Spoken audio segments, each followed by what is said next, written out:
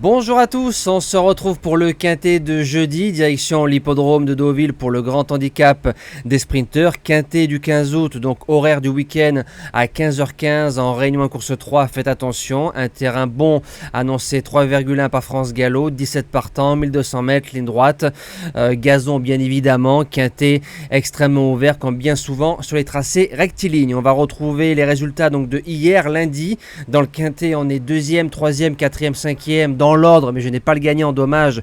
Je crois que le quintet ordre il fait 80 000 €, ça aurait été sympa de le donner. Le course par course a été très bon du côté de hier, on fait un 100% de réussite avec les objectifs, le report qui passe et notre dernière minute White Perd qui affiche 5,10 € placé dans le quintet, ça c'est bien.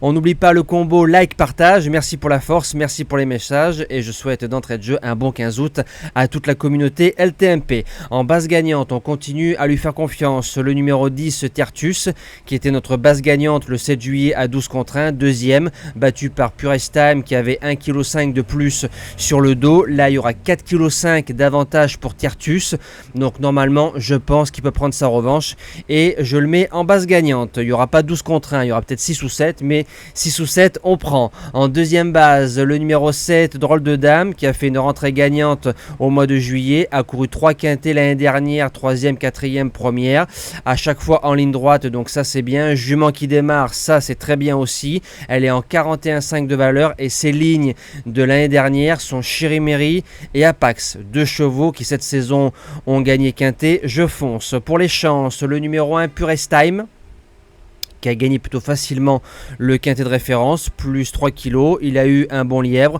revient en 44 de valeur. Si il est dans le même état de forme que le 7 juillet, malgré la pénalité, il sort pas des 5. En quatrième position, le numéro 15, Whistle and Flute.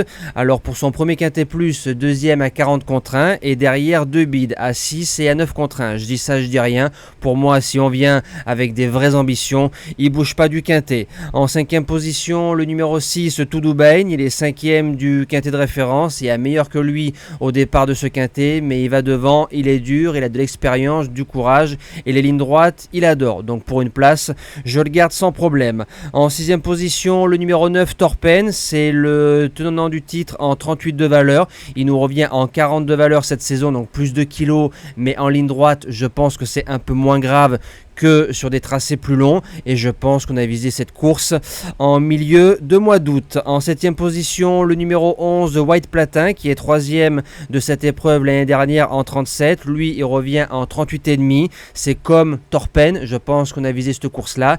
Et la course à Paris-Longchamp est très bonne de White Platin en faisant bon 5e. Et je termine avec le numéro 5, Kimi Oranda. Pour moi qui redescend de catégorie, a gagné Quintet Plus l'année dernière en 39 de valeur. Sa course au Val d'Or est bonne parce qu'on y retrouve Racan et Forza Capitano. Devant il y avait Torpen.